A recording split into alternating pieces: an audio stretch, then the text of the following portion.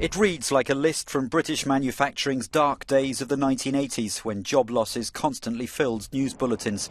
Tata Steel has confirmed it's cutting 1,200 jobs, on top of 1,000 others already announced.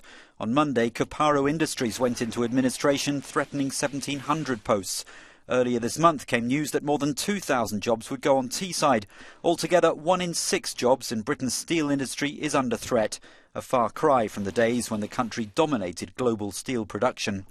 There are several factors, but above all, industry experts cite the collapse in the price of steel.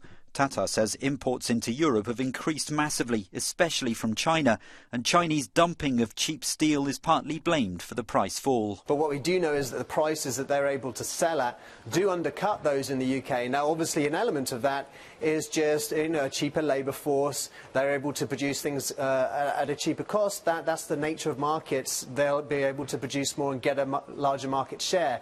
But the sense is that maybe the price that they are selling steel at is just not actually even obtainable with their costs. It is being subsidised, and that's really an act to destabilise industry in the UK and other countries. Tata Steel claims EU inaction over cheap imports threatens the entire European steel industry. Amid the Chinese president's state visit to Britain, the UK government rejects calls for intervention and blames global overcapacity. The EU has imposed tariffs on Chinese steel to ensure that the price of Chinese steel reaching consumers here is fair. But there is a problem in this industry, and we've got to balance the different industries and different sectors.